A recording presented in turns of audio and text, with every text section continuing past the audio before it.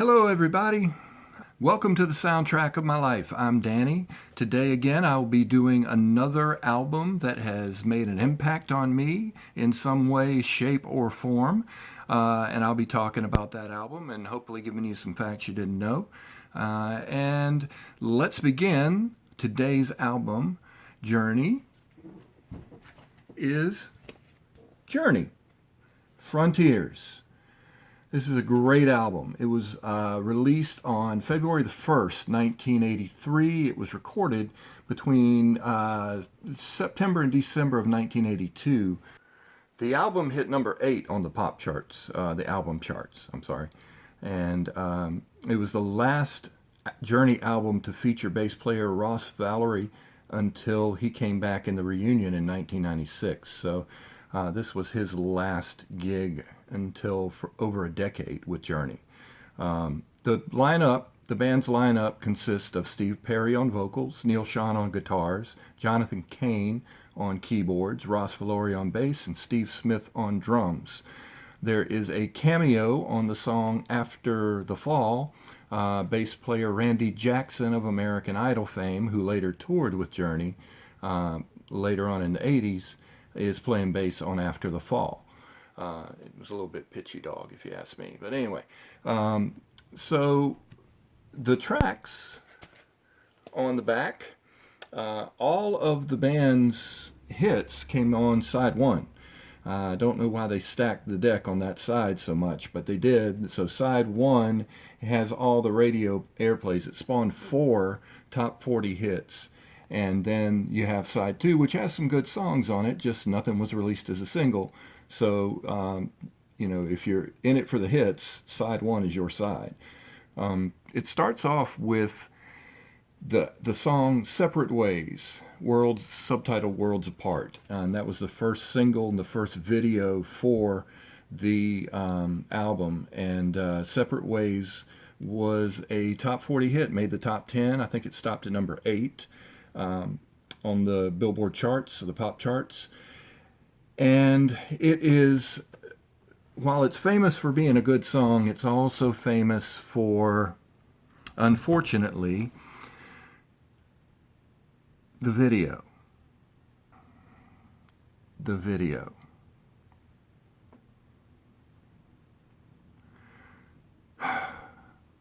The video. The video was shot in New Orleans, and, one of the biggest bands, commercially grossing bands of the time, of the era. And for some reason, the record executives decided, hey, let's not give them any instruments in their video. They kind of pop in and out, but whose idea was to air it out? I don't know. But it's not a good look for the band. So the rumor is that when they were shooting the video, the band had been told no girlfriends, no wives, nothing. However, Steve Perry's girlfriend, Sherry Swafford, who was made famous in the song Oh Sherry of his solo album, Sherry decided she was going to be there. And the rest of the band was not fond of her. She was like the Yoko Ono of Journey, I guess. But the video featured this young woman walking down the street with the band, singing to her, at her, for her. I'm not quite sure. I don't think they are either. But she's walking in this leather miniskirt with these high heels, and, Sherry didn't like that too much, and she wanted her kicked off the set. But if you kick her off the set, then all you really have is Journey pretending to play the air. So they kind of calmed Sherry down. The video was shot, but according to rumor, that she was not happy. Maybe that's why Oh Sherry got recorded, because he wanted to apologize or make her feel better or whatever. But it's one of the more ridiculed videos of the 80s, unfortunately, because it's a good song. But it just was not a whole lot of thought going into the video. This was the band's first video that was not a live concert recording, to my knowledge.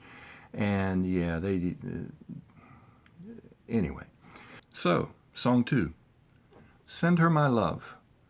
Beautiful ballad written by Steve Perry and Jonathan Cain. Kind of what you come to expect from Journey a little bit. Real power ballady, real nice, perfect for the radio. Hit number 23 on the pop charts, and was another good selling song. They went back to the videos of live concerts, thank goodness, after this. Song 3, Chain Reaction. Only song on side 1 that is not a radio hit, that was not released as a single. But Chain Reaction has a good fiery rock and roll, upbeat tempo to it. It's a nice rockin' song. Of course, you know, wonderful vocals, great musicianship on the song. It's a banger, as they say. The kids say today, it's a banger. After the Fall is song 4.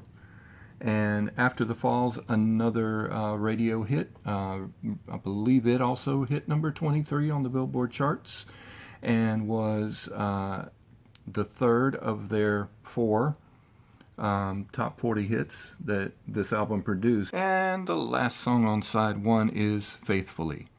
A beautiful song written by Jonathan Cain. The video was recorded by the folks from NFL Films. It was almost like a little documentary of life on the road. The song was about being away from someone you love while you're on the road.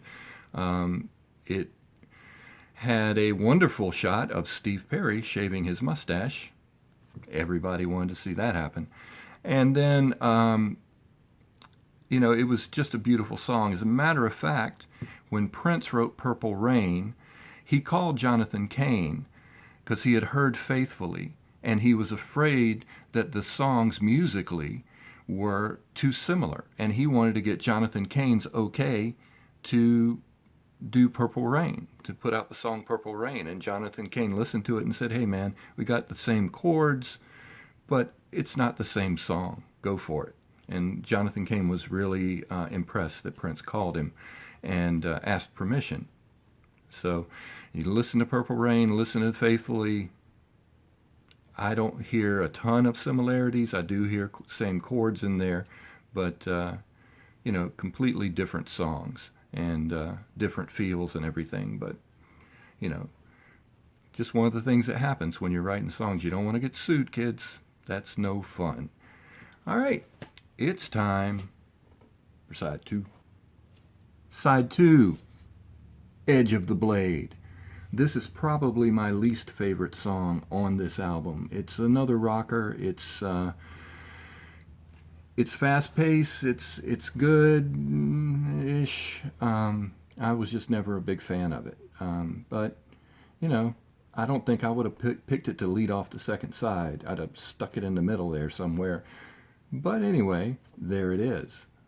Song number 2 on side 2 is one of my favorites on the album. It's Troubled Child. Now, Troubled Child and the very next one, Backtalk. Now, Backtalk's almost a Van Halen-y kind of fast-paced rock and roll jam, and Troubled Child is more of a ballad. Those 2 songs were almost not on the album. At the very last minute, when the record was about to go to press, they decided to pull both of those songs off. To put both of those songs on and pull 2 other songs that were originally going to be here off. Those 2 songs were Ask the Lonely, which ended up on the Two of a Kind soundtrack, and Only the Young, which ended up on the Vision Quest soundtrack. So when they pulled those 2 songs, Troubled Child and Backtalk got put on. War with Yourself. It makes you feel better. Caught Behind the Lines. Troubled Child. That hits home more than you know. And then you have the final 2 songs on the album. Frontiers is next. It is the title track. It's a lot of layered vocals on this thing, and I'll talk about that in a moment. And then you have the final cut, Rubicon, which is another of my favorites on this album.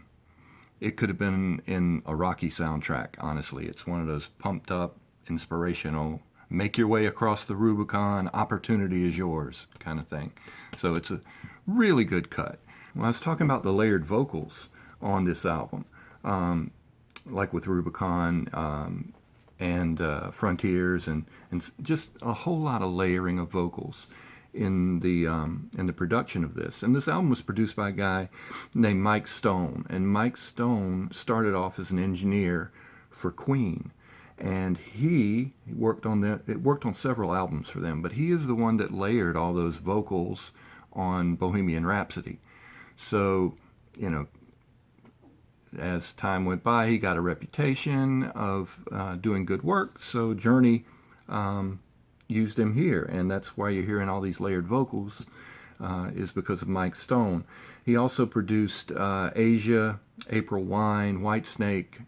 A lot of people used him, and so he definitely left his mark on this album. And as I said, this was 1983 when this thing came out. 1983, I had just left high school. Yes, I am old. So, you know, I was young. It spoke to me in ways that it doesn't speak to me now, but speaks to me differently now. But it was just one of those things where my friends and I, Journey was one of our bands, and we would party to Journey all the time. So this kind of just brings me back to that time a little bit. It means, you know, over the years it's meant different things to me, but it still takes me back to that time, to where, you know, things were a little more innocent, things were different than they are now, and it gives me that kind of energy again when I hear it. And that's what good music does. Good music makes you feel things, people. It makes you feel good, bad, angry, sad, you know, but it should make you feel, and that's what this album does for me. Tell me, you guys, what this album means to you. Do you like it? Do you hate it? Do you think it's garbage, or do you think it's good? Or have you never heard of Journey before? If you're there somewhere, you know, let me know, and leave me a comment down there in the comment section. You can also, while you're at it, while you're down there, hit that subscribe button, hit that bell, so you'll get notifications of future videos. And I want to hear what you guys like. What album means something to you? What would you like me to talk about? I'm going to be talking about albums that mean something to me, but I could also, maybe, possibly, do an album that means something to you. Or, you know, maybe we have the same taste, and you like what I like, in which case, good on you, because you got good taste. Anyway, I hope you've enjoyed the video. Don't forget to subscribe, like the video, and tune in next time for another soundtrack of my